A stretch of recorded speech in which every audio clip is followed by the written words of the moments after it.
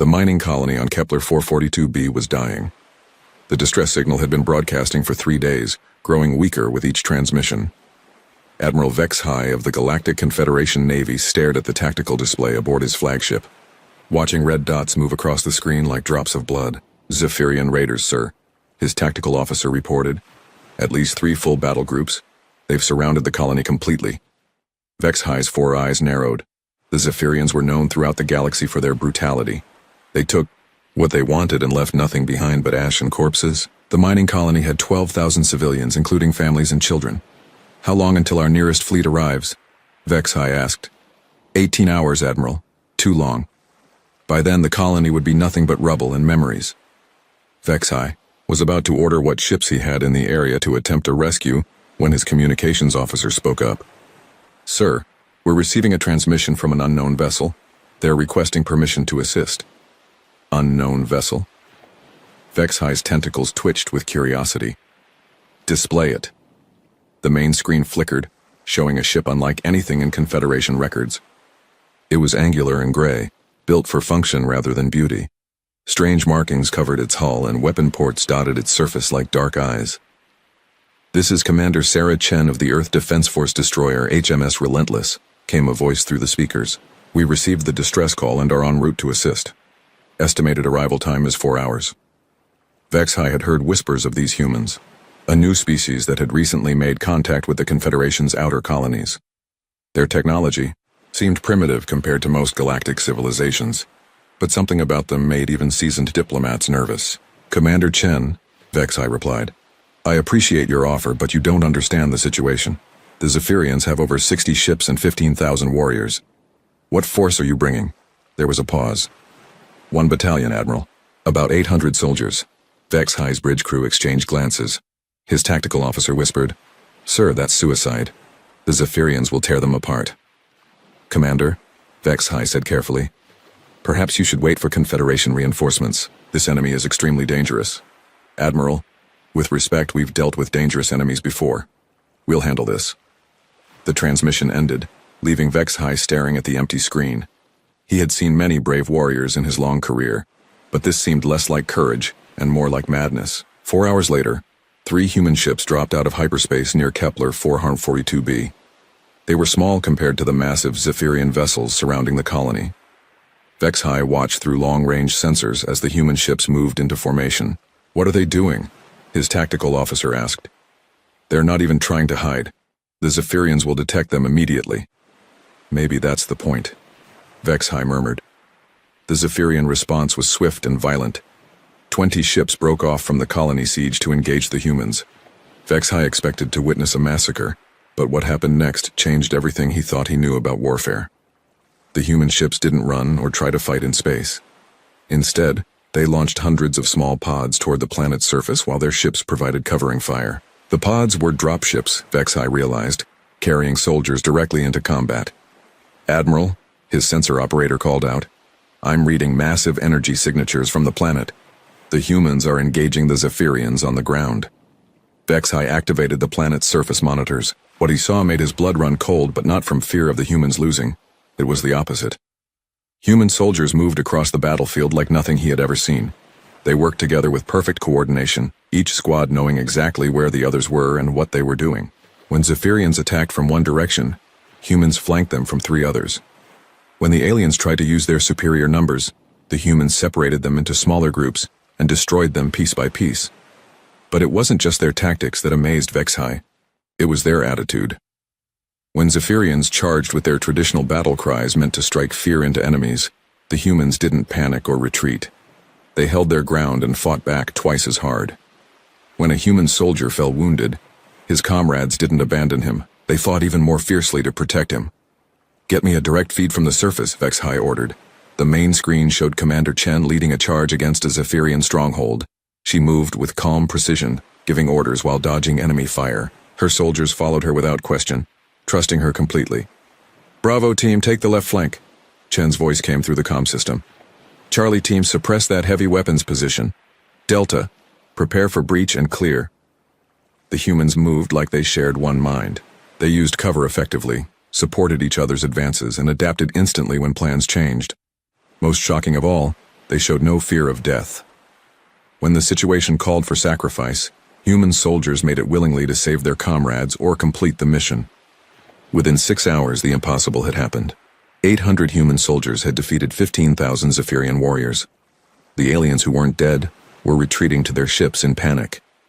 Commander Chen, Vexai transmitted to the surface. How is this possible? Your forces were outnumbered 20 to 1. Chen's image appeared on screen. She looked tired but satisfied. Admiral, we've been fighting wars for thousands of years. We've learned a few things about it. But the Zephyrians are some of the most feared warriors in the galaxy. They've conquered dozens of worlds. Maybe they never fought humans before, Chen replied with a small smile. As the human ships prepared to leave, Vexai couldn't contain his curiosity any longer. Commander, I must ask, the soldiers you brought today, are they your elite forces? Your best warriors? Chen looked genuinely confused by the question. Elite? No, Admiral, these are regular army units. Standard infantry battalions, nothing special about them. Vexai felt something cold settle in his stomach. Regular? You mean this is normal for human military forces? Pretty much. We have units that are much more specialized for different types of missions. But these guys represent the backbone of our military. Good soldiers, but nothing out of the ordinary by human standards. After the human ships jumped to hyperspace, Vexai sat in his command chair, staring at the tactical display. The Zephyrian fleet was gone, fled in terror from a force they had outnumbered 20 to 1. The colony was safe, its people alive because 800 humans had decided to help strangers. His communications officer approached carefully. Admiral, should I file a standard after-action report? Vexai considered this. How could he possibly explain what he had witnessed? How could he describe warriors who fought like demons but showed mercy to prisoners? Soldiers who sacrificed themselves for others without hesitation, yet celebrated victory with quiet dignity. Yes, he finally said, but add a special notation. Mark it for immediate review by Confederation intelligence.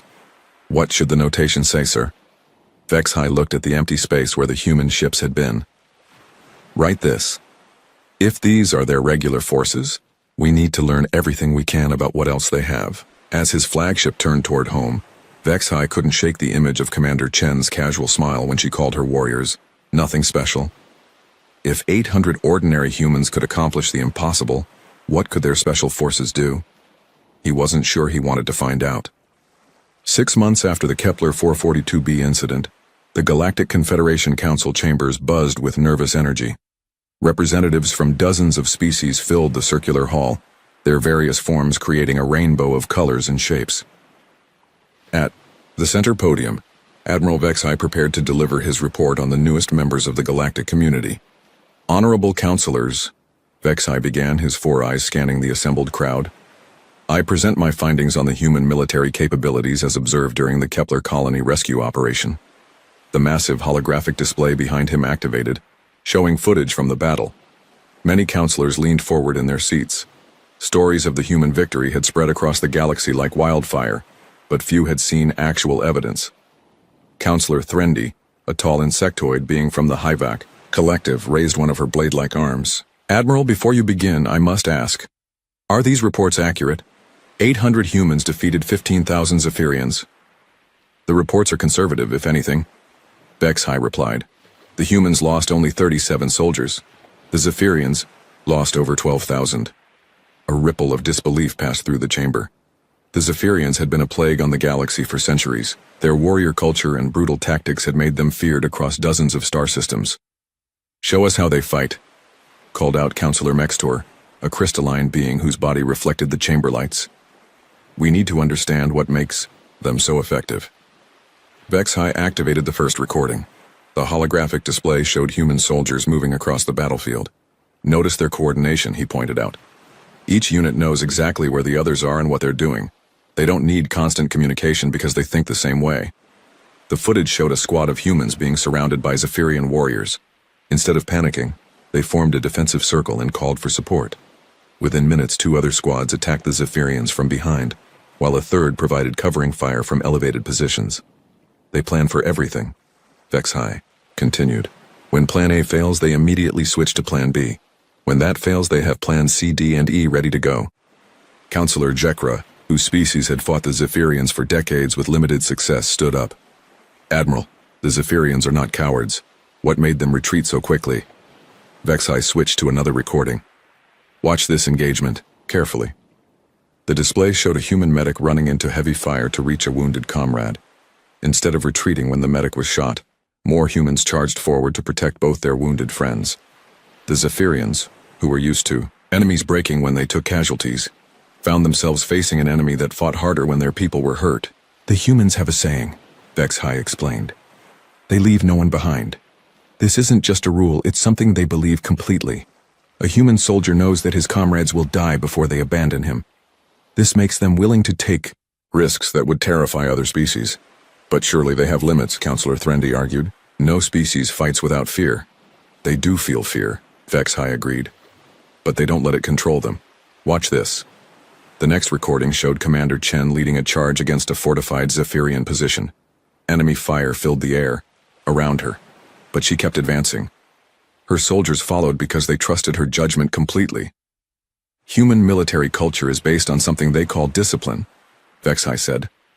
"They train constantly, not just to fight, but to overcome their natural instincts. A human soldier will run toward danger if ordered to, even when every nerve in their body tells them to run away." The recordings continued, showing one impossible feat after another. Humans using captured enemy weapons with deadly efficiency. Human engineers building defensive positions under fire. Human pilots flying damaged aircraft on suicide missions to protect ground troops. "Their technology isn't the most advanced we've seen," Vexai admitted, "but they use it more effectively than anyone else. They adapt constantly. When one weapon doesn't work, they try another. When their equipment fails, they improvise with whatever is available." Counselor Vorthak, a massive reptilian being, slammed his clawed hand on his desk. "This is all very impressive, Admiral. But what does it mean for the rest of us? Are these humans a threat?" "That depends," Vexai replied carefully. "From what I observed, humans only fight when attacked or when protecting others. They showed mercy to Zephyrian prisoners and helped evacuate wounded enemies. But make no mistake, if someone threatens humans or their allies, the response will be swift and terrible." "What about their government?" asked Counselor Mextor. "Can they be reasoned with?" "Human diplomats are intelligent and reasonable," Vexai said, "but they're backed by the most effective military force I've ever encountered. This gives their words significant weight in negotiations." Counselor Threndy raised her arm again. "Admiral, during your interaction with the humans, did they mention anything about their military structure?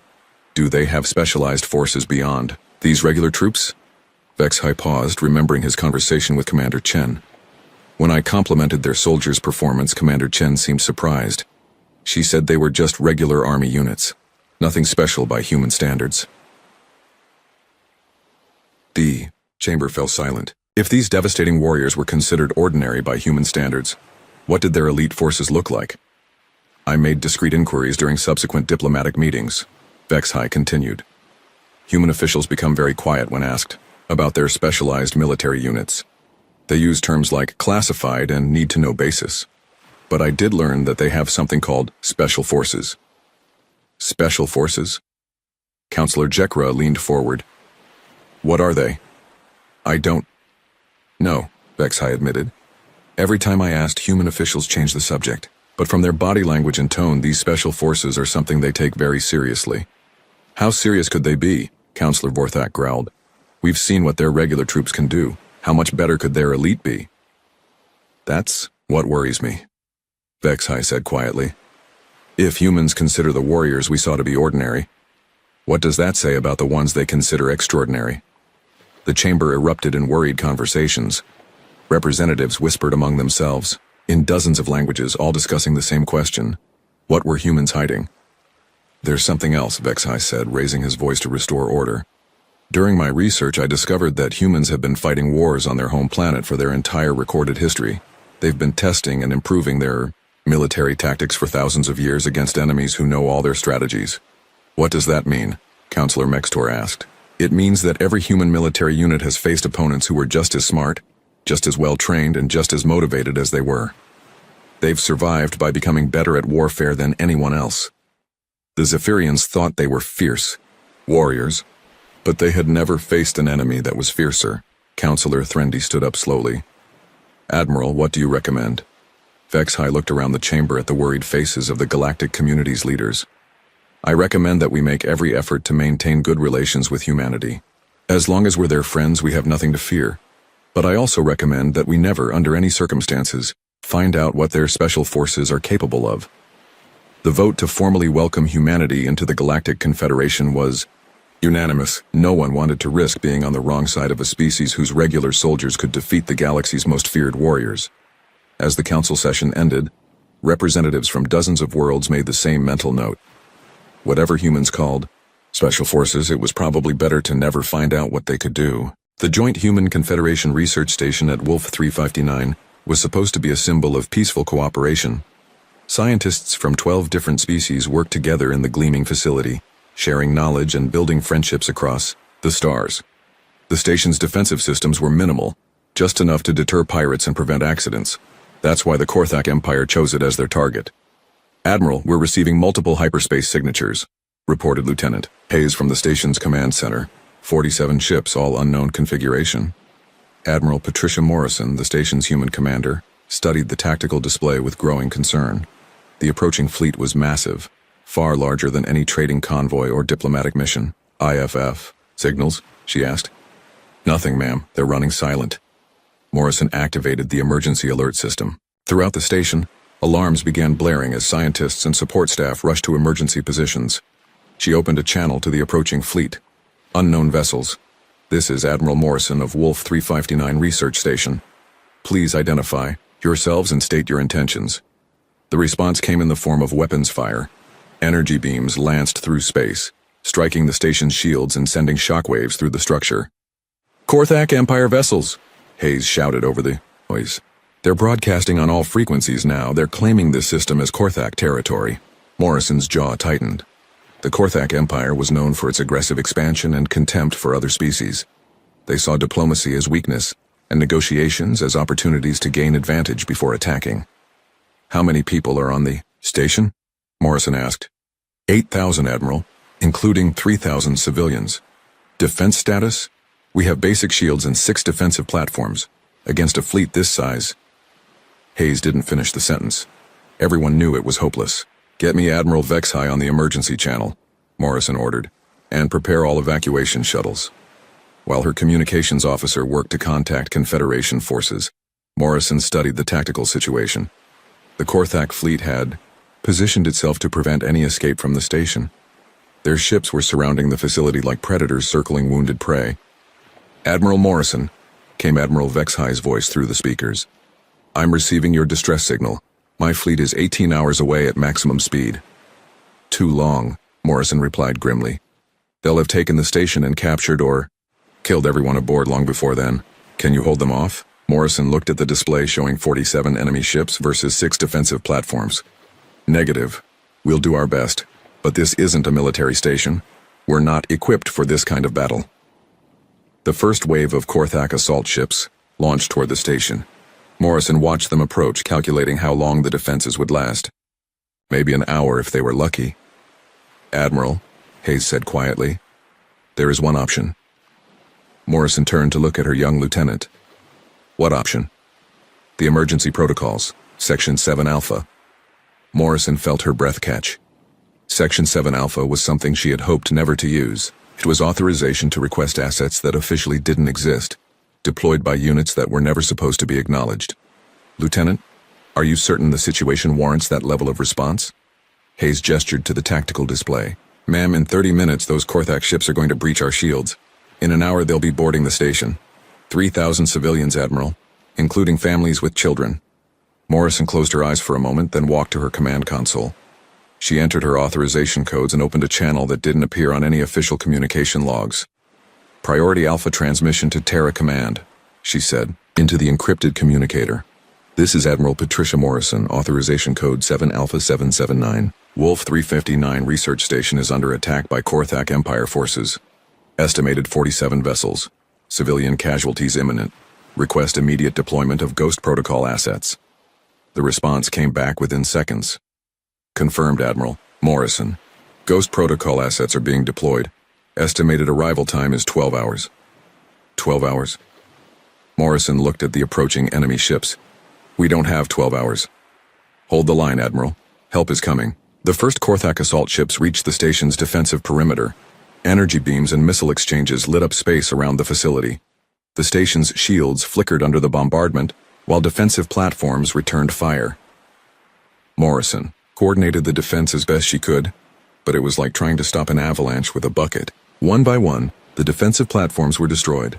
The station's shields began failing under the concentrated assault. Hull breach on level 7, Hayes reported. They're boarding us, Admiral. All security teams to defensive positions, Morrison ordered. Protect the evacuation routes. For the next 11 hours, the battle raged through the corridors of Wolf 359 station. Human and Confederation security forces fought desperately to protect the civilians, while Korthak warriors pushed deeper into the facility. Morrison coordinated the defense from the command center, watching her people die one by one while the evacuation shuttles took as many civilians as possible to safety. Admiral, Hayes said, his voice tight with exhaustion, the Korthak forces have reached level 3.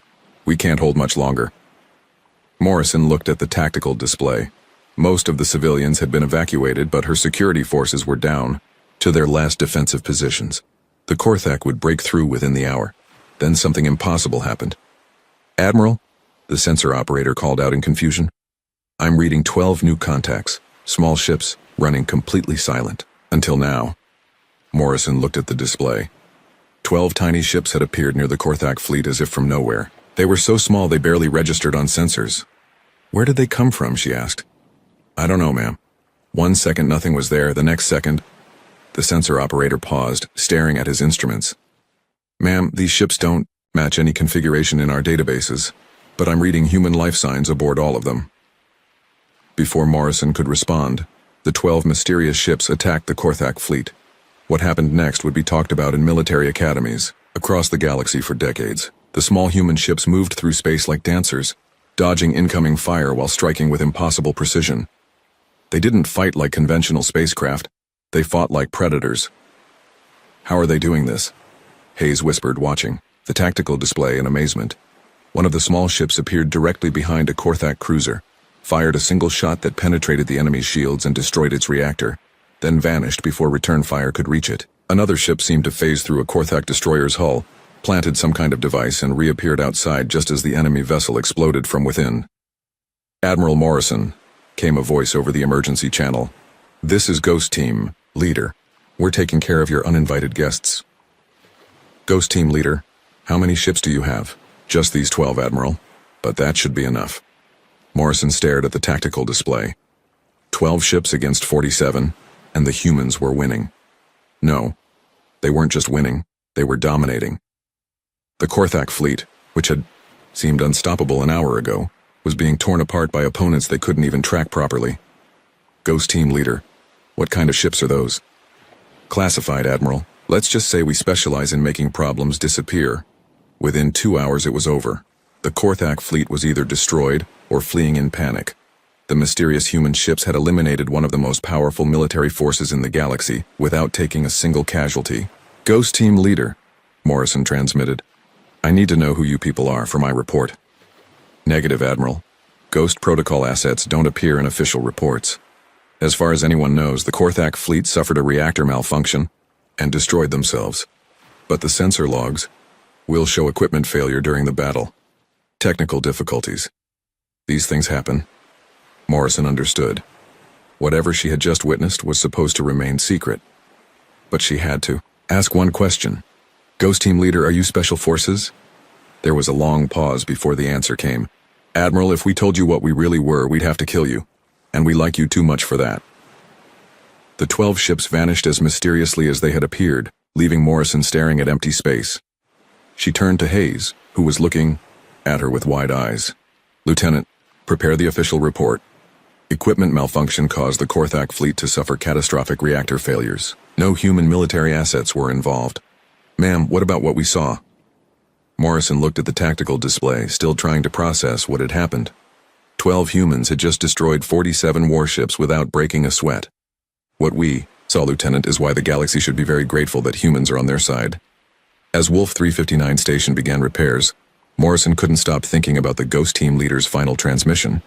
If these weren't even officially special forces, what were the humans hiding? She decided she didn't want to know. The aftermath of Wolf 359 sent shockwaves through every intelligence agency in the galaxy. Within hours of the battle's end, encrypted communications flew between the capitals of dozens of worlds as governments tried to understand what they had witnessed. Director Zixthara of Confederation Intelligence sat in her secure office deep beneath the surface of New Geneva, staring at reports that made no sense. The official story was clear. Equipment malfunction had caused the Korthak fleet to destroy itself. But intelligence operatives didn't believe in coincidences. "Show me the sensor data again," she ordered her analyst, a young Kalari named Dexnin. The holographic display showed the space around Wolf 359 during the battle. For most of the engagement, everything looked normal, if you could call 47 warships attacking a research station normal. Then something changed. There, Dexnin pointed to the display. At timestamp 1432-07, we see energy signatures that don't match any known Korthak weapons. Could be new technology, Zixthara suggested. That's what we thought initially. But look at this. Dexnin switched to another view. These energy discharges are moving in patterns that suggest external sources. Something was firing at the Korthak ships. From where? Our sensors show nothing. Exactly. Whatever attacked the Korthak fleet was invisible to standard detection methods. Zixthara leaned back in her chair. In 30 years of intelligence work, she had learned that when something seemed impossible, it usually meant she was missing important information. What about the humans? Any unusual activity from their forces? That's where it gets interesting, Dexnin said. 12 hours before the battle, we detected a classified transmission from Admiral Morrison to Earth. The transmission was encrypted using codes we've never seen before. Can we break the encryption? No, Director. Whatever algorithm they used, it's beyond anything in our databases. Zixthara stood up and walked to the window overlooking the intelligence complex. Hundreds of analysts worked around the clock to keep the Confederation informed about threats and opportunities across the galaxy. But the humans were proving to be more mysterious than any opponent they had ever faced. Dexnin, I want you to compile everything we know about human military capabilities. Start with Kepler, Forum 42b, and work forward. Over the next week, Dexnin built a file that grew more disturbing with each edition. The humans had appeared from nowhere, made contact with the Confederation, and immediately demonstrated military abilities. That defied explanation. Director, Dexnin reported, I found references to something called Special Forces in 17 different human communications intercepts. What kind of references? Always indirect. Comments like, we should probably keep the Special Forces out of this, or no need to escalate to that level. But every time the topic comes up, human officials change the subject quickly. Zixthara studied the communication transcripts. The pattern was clear. Humans had military assets they didn't want to discuss publicly. What have our field agents discovered? That's the problem, Director. Our agents report that humans become very nervous when asked about special forces. They use terms like classified and above your security clearance, even when talking to their own people. So these special forces are secret even from regular human military?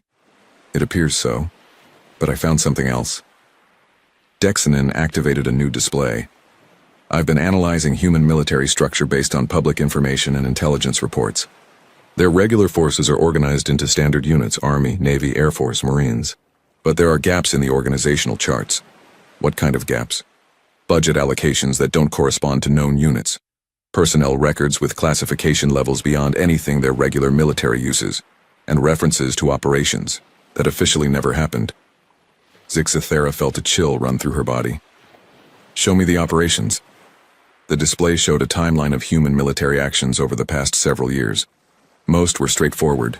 Peacekeeping missions, humanitarian efforts, defensive actions. But scattered throughout were references to events that had no official records.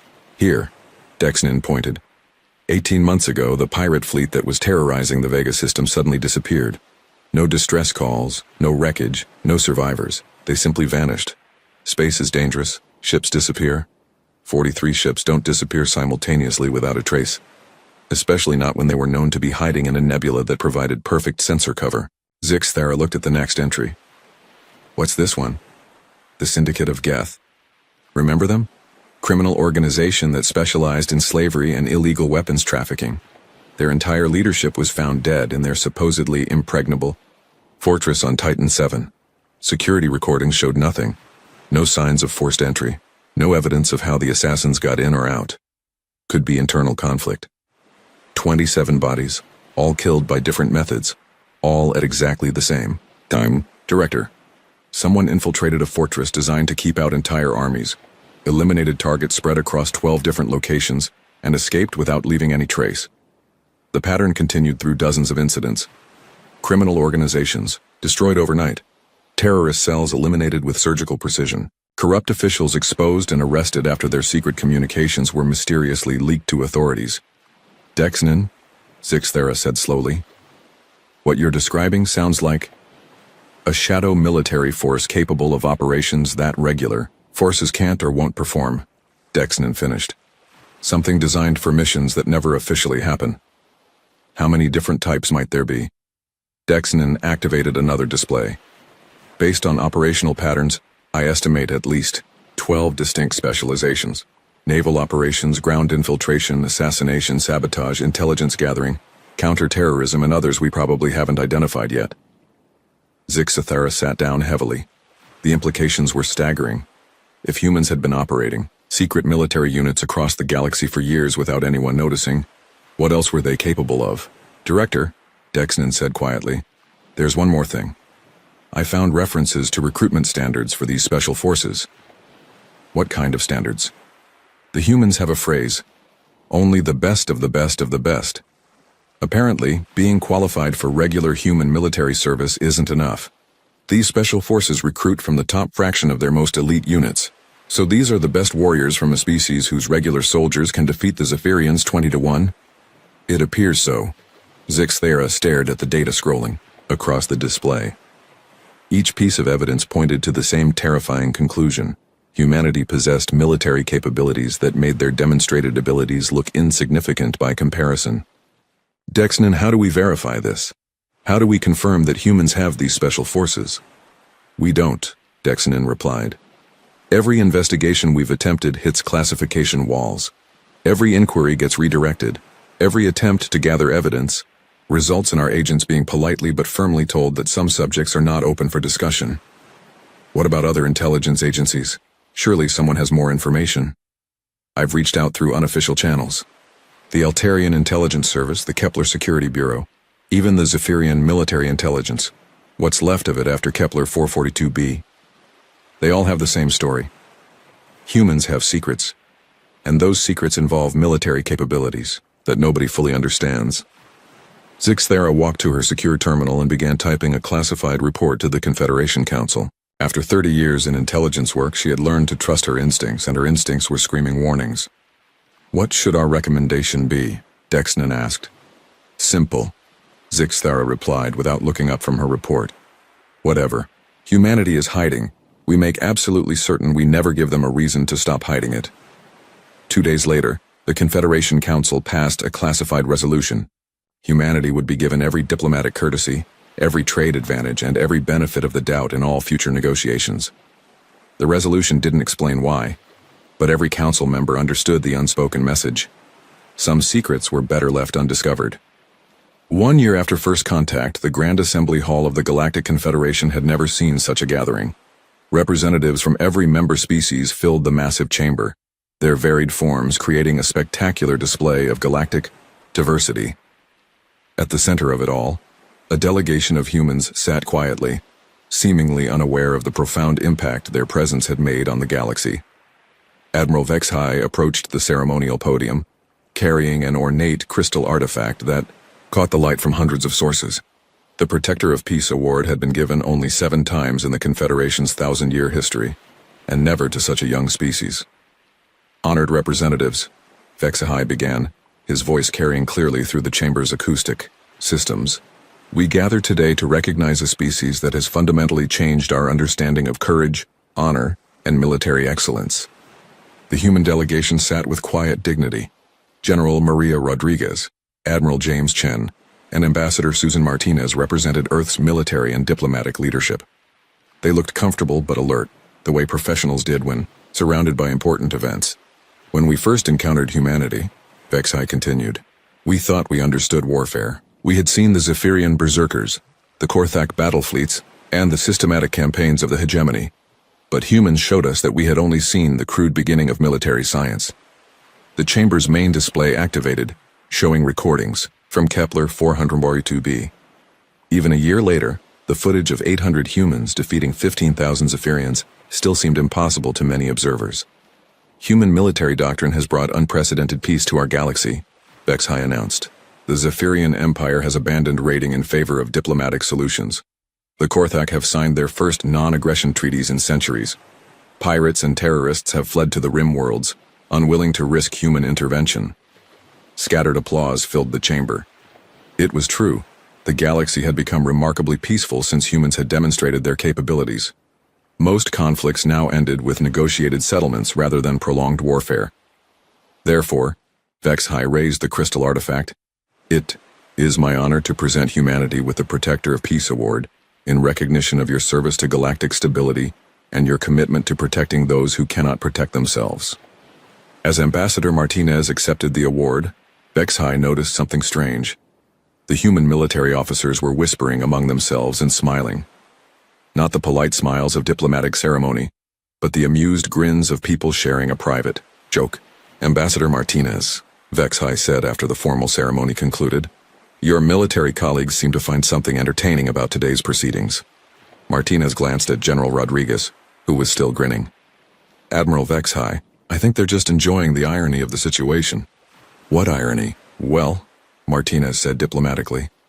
The galaxy is celebrating human military capabilities based on what you've seen so far.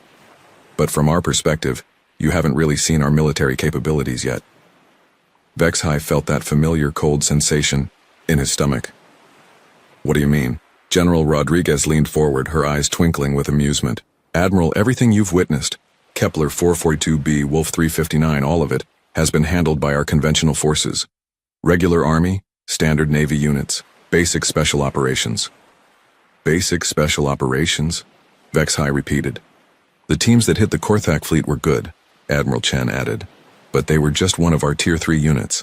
We have 5 tiers of special operations, and that wasn't even our best Tier 3 team. The conversation was taking place in a private reception area, but Vexhai noticed that other alien representatives were drifting closer, pretending to examine the refreshments while listening intently. How many tiers do you have?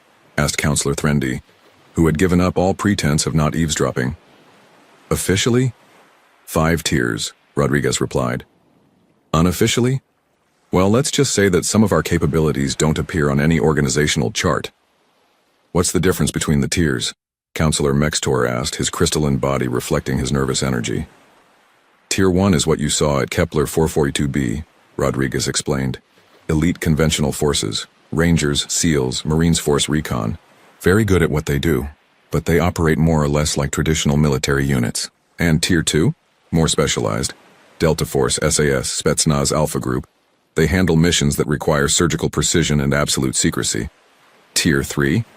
That's where things get interesting, Admiral Chen said with a slight smile. Tier 3 units don't officially exist.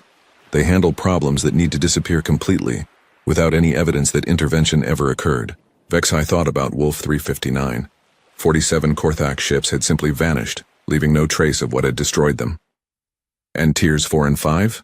The humans exchanged glances. Let's just say that we hope we never need to deploy them, Rodriguez said quietly. But surely you must have limits, Counselor Vorthak protested. No species has unlimited military capabilities. You're right, Martinez agreed. We do have limits. That's why we're launching our newest initiative. What initiative? Vexhai asked, though he was beginning to suspect he didn't want to know the answer. Space Force, Rodriguez announced, her grin widening. We're establishing a dedicated military branch for operations beyond Earth's atmosphere. The reception area fell completely silent. Every alien representative was now openly staring at the human delegation. Space Force? Threndi whispered. But you already have space-capable military units. Sure, Chen replied. Our Navy operates in space. Our special forces deploy throughout the galaxy, and we have various classified programs. But those are all extensions of Earth-based military doctrine. Space Force is being designed specifically for galactic-scale operations. What does that mean? Mexistor asked. It means we're developing military capabilities designed for the unique challenges of galactic civilization, Rodriguez explained. Different environments, different technologies, different scales of operation. How different? Vexahai asked, though he was afraid of the answer. Well, for example, our current special forces are trained to operate on planetary surfaces or individual space stations. Space Force will be trained for operations involving entire star systems. The implications hit every alien representative at the same time. Humans were already capable of impossible military feats using forces designed for their home planet. Now they were creating forces specifically designed for galactic warfare. When will Space Force become operational? Threndi asked weakly. The first units should be ready for deployment within 2 years, Martinez replied cheerfully. We're very excited about the possibilities. As the reception continued, Vexhai found himself in conversations with representatives from dozens of worlds. The message was consistent. Whatever humans had shown them so far was apparently just the beginning. Later that evening, Vexhai stood on the observation deck of his flagship, looking out at the stars. His communications officer approached with a datapad. Admiral, we've received intelligence reports from across the galaxy. Every major government is implementing new diplomatic protocols regarding humanity. What kind of protocols? Maximum cooperation, immediate response to human requests, and under no circumstances should any action be taken that might be interpreted as hostile toward human interests. Vexhai nodded. It was a sensible policy. The galaxy had learned an important lesson over the past year. Humans were not just another species with advanced technology. They were something entirely new, a civilization that had turned warfare into a precision science. Sir, his communications officer continued, there's something else. We've been monitoring human communications, and they keep mentioning something called full-spectrum dominance. What does that mean?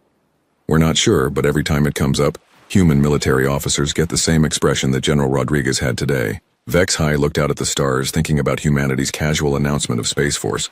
Whatever full-spectrum dominance meant, he was certain the galaxy would find out eventually. Make a note in the official log, he told his communications officer. Today, humanity received the Protector of Peace Award. Also today, they announced their intention to expand their military capabilities into realms we haven't even imagined. Yet. Should I recommend any specific actions, Admiral? Vexhai thought about the past year, about impossible victories, mysterious special forces, and humans who casually discussed military capabilities that defied comprehension. Yes, he said finally. Recommend that every species in the galaxy remember this simple fact. The humans are on our side, and we should do everything in our power to keep it that way. As his flagship prepared to return to Confederation space, Vexhai couldn't shake the image of General Rodriguez's amused smile. Humans had just been honored for bringing peace to the galaxy, using what they considered their basic military capabilities. The galaxy was about to become a very different place, and Vexhai wasn't sure anyone was ready for what humanity would do next.